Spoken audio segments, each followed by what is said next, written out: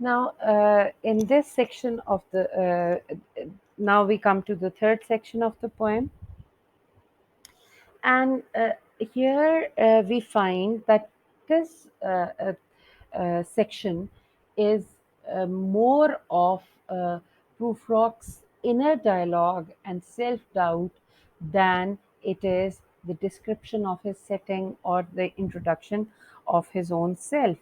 So we find that Prufrock in this section engages in a self reflective dialogue sort of a thing, and in this dialogue he's questioning his worth, and not only is he questioning his own worth, his own value, but he is lamenting, he is crying over his own inadequacies. Inadequacies means that those his weaknesses. He is trying to be a perfect example uh, uh, of a man who is accepted by the society. However, we find that even when he has totally changed himself, transformed himself into a perfect person, he is the society continues to mock him. So this section is very important, which bring makes us aware of the physical and emotional frailty of Prufrock, and how he contemplates about the way others perceive him, and he feels self-conscious about his bald spot, and he's worrying about his appearance. He's also thinking about his own shortcomings and questioning whether he should reveal his true thoughts and desires, or whether he should continue to hide behind a facade. Here we find that Prufrock is, uh, this is the this part is the part where we are uh, have the most uh, understanding of Prufrock as a person.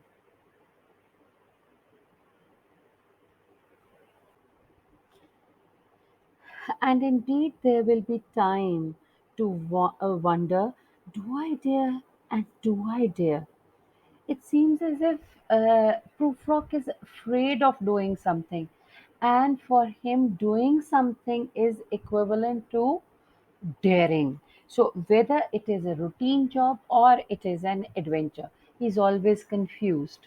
This shows the mental uncertainty of Prufrock. Time to turn back and descend the stair with a bald spot in the middle of my hair. He says there will be a time to turn back and go downstairs where when I am going to,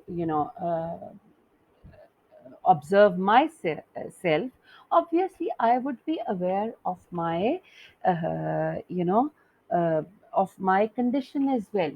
I know that my hair is thinning. With a bald spot in the middle of my hair, it means that I am aware of this fact that there is a bald spot in my hair, and which is in the middle of my head. So he says that they will say they are actually the people, the society.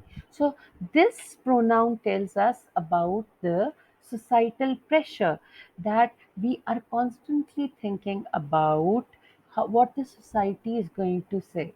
We try to do a lot of things, but we do not do those things only because we know that the society is not going to accept us.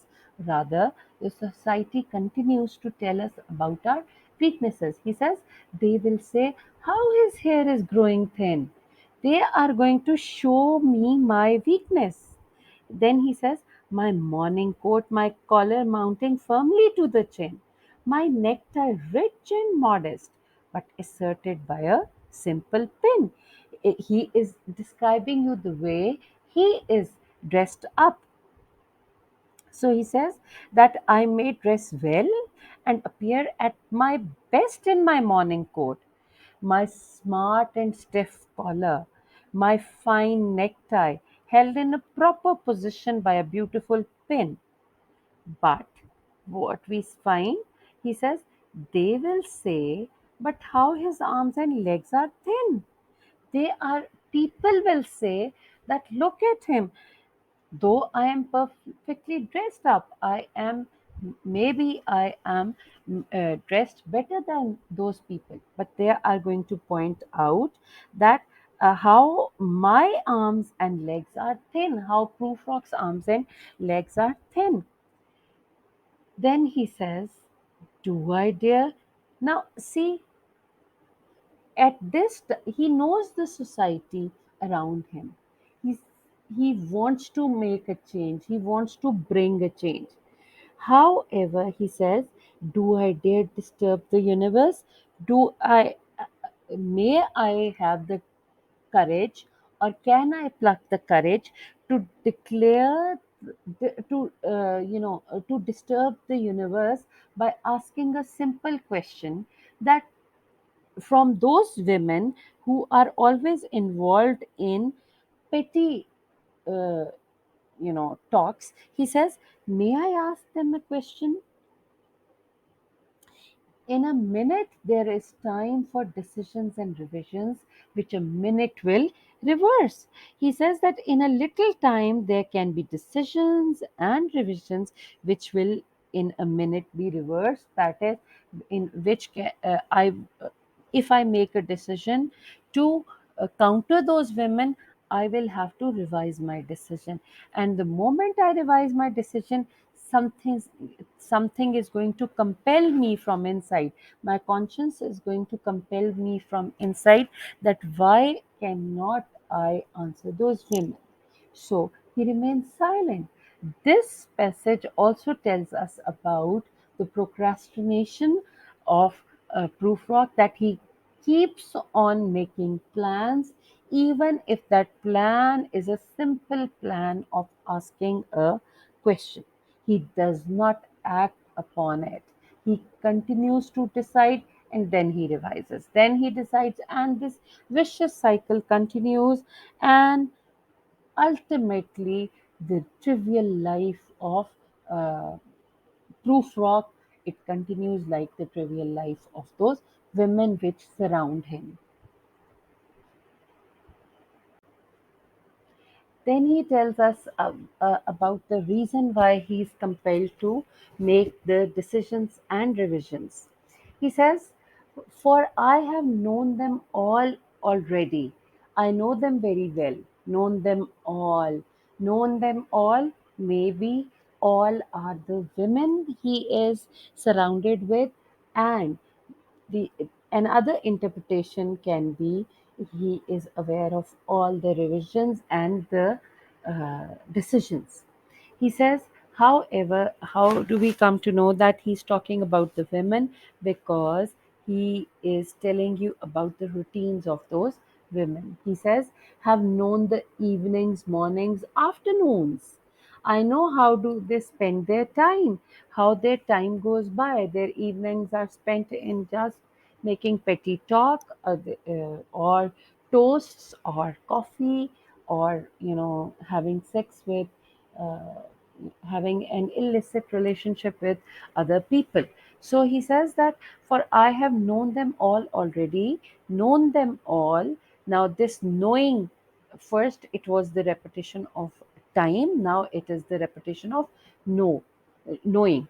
So he says that he repeatedly used the word knows. He says that I'm aware of the fact what is going on around me.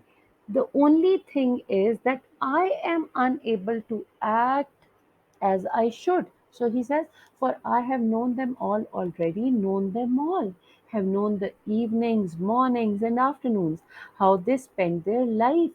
I have measured out my life with coffee spoons. I've only followed the modern course of life by taking a lot of coffee. I, it seems as if my life can be counted with the coffee spoons. Now, this is something very trivial, very, uh, you know, uh, very petty. It seems as if he has wasted his life uh, in activity. I know the voices dying with a dying fall beneath the music from a farther room. Farther is far away. So he says, even I know how people hide their conversation when they are either in restaurants or they are in parties where they are making petty conversation, and especially this petty conversation is hidden by the loud music which is going on in an other room. So he says, uh, so how should I presume? So how can I just think about it? And I have known the eyes already, known them all. He says, how can I think of them as being someone else? How can I consider these women as superior? How can I consider these women as uh, having some depth when I know that there is no depth in those women? When I know that these women are also petty. So he says, and I have known the eyes already, known them all. Eyes are the windows to your soul. He knows those women from, inside out. So he says, how can I have a good impression of those women when I know what type of life they are leading?